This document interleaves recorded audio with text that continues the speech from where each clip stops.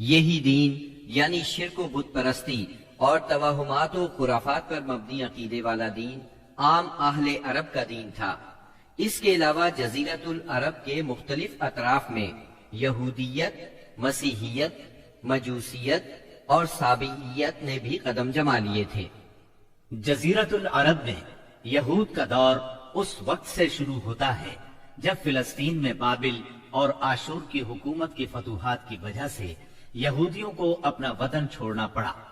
اس حکومت کی سختگیری اور بخت نصر کے ہاتھوں یہودی بستیوں کی تباہی اور ویرانی، ان کے ہیکل کی بربادی اور ان کی اکثریت کی ملک بابل سے جلا وطنی کا نتیجہ یہ ہوا کہ یہود کی ایک جماعت فلسطین چھوڑ کر حجاز کے شمالی اطراف میں آ بسی اور یثرب، خیبر اور تیماء میں آباد ہو کر یہاں اپنی باقاعدہ بستیاں بسا لی، قلعے تعمیر کر لیے اور گڑیاں بنا لی۔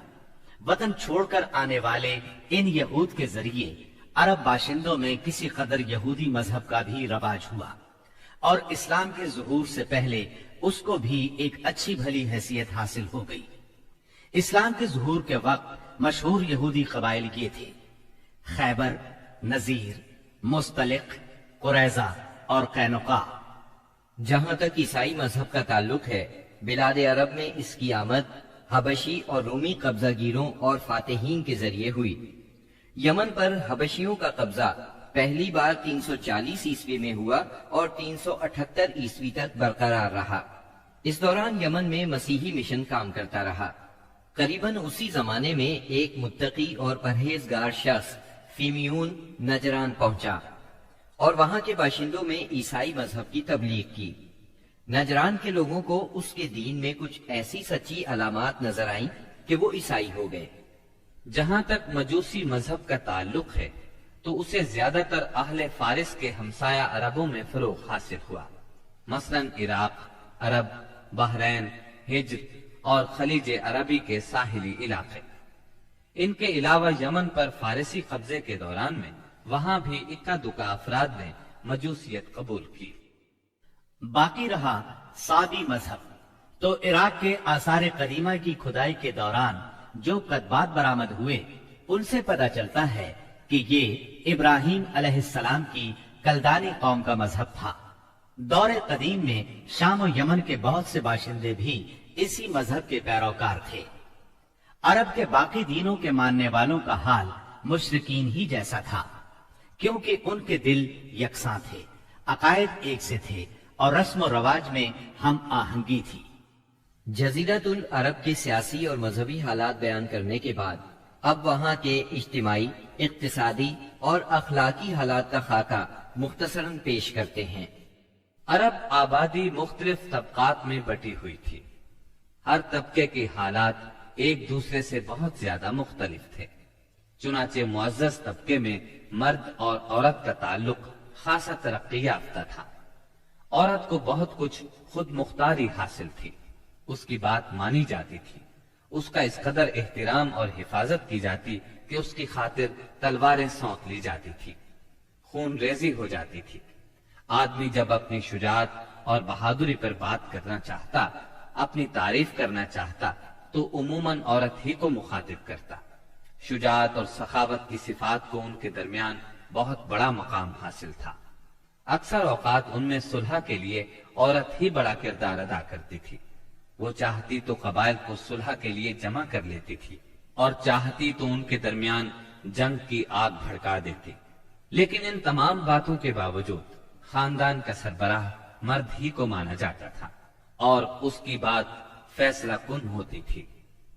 اس طبقے میں مرد اور عورت کا تعلق عقد نکاح کے ذریعے ہوتا تھا۔ یہ نکاح عورت کے ولیوں کی نگرانی میں انجام پاتا تھا۔ عورت کو ان کی ولایت کے بغیر نکاح کا حق نہیں تھا۔ ایک طرف طبقہ اشراف یعنی معزز لوگوں کا یہ حال تھا تو دوسری طرف دوسرے طبقات میں مرد عورت کے اختلاط کی اور بھی کئی صورتیں تھیں، جنہیں بدکاری، بے حیائی، فحاشی اور زناکاری کے سوا کوئی اور نام نہیں دیا جا سکتا۔ زمانہ جاہلیت میں کسی حد کے بغیر متعدد بیویاں رکھنا ایک عام بات تھی۔ لوگ دو سگی بہنوں کو بھی بیک وقت اپنے نکاح میں رکھ لیتے تھے۔ باپ کے بیوی کو طلاق دینے کے بعد یا اس کے فوت ہونے پر بیٹا اپنی سوتیلی ماں سے بھی نکاح کر لیتا تھا۔ طلاق کا اختیار مرد کو حاصل تھا اور اس کی کوئی حد مقرر نہیں تھی۔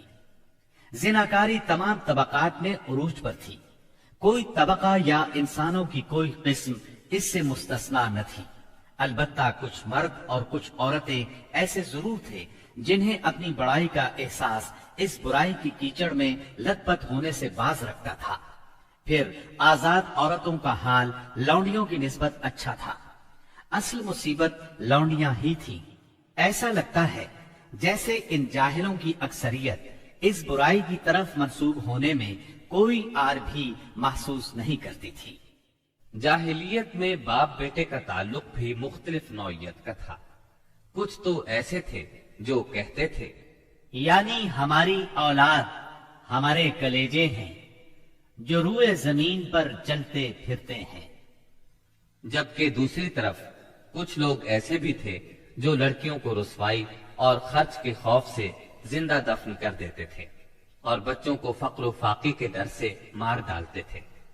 تاہم یہ کہنا مشکل ہے کہ یہ سنگ دلی بڑے پیمانے پر رائج تھی، کیونکہ عرب اپنے دشمنوں سے اپنی حفاظت کے لیے دوسروں کی بنسبت کہیں زیادہ اپنی اولاد کو بہتر سمجھتے تھے اور اس بات کا احساس بھی رکھتے تھے۔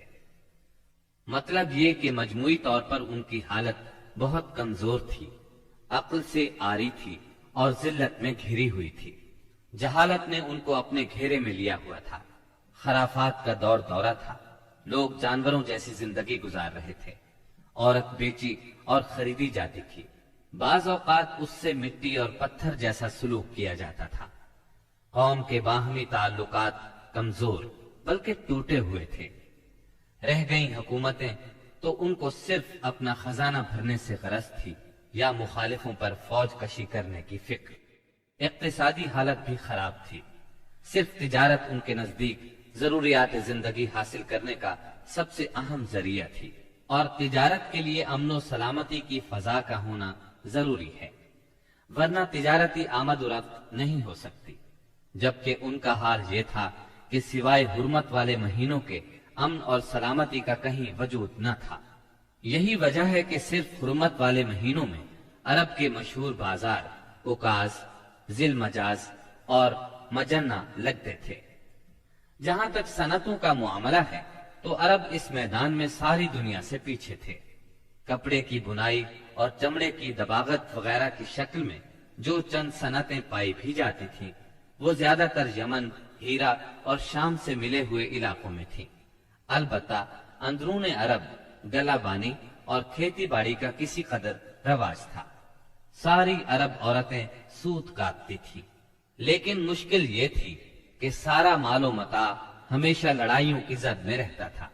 غربت عام تھی، لوگ ضروری لباس تک سے محروم تھے۔ یہ بات تو مشہور ہے کہ اہل جاہلیت میں کمینی اور رذیل عادات پائی جاتی تھی، عقل کے خلاف باتوں کی بھرمار تھی، تاہم ان میں کچھ پسندیدہ اخلاق بھی تھے۔ ان اخلاق کو دیکھ کر انسان دنگ رہ جاتا تھا۔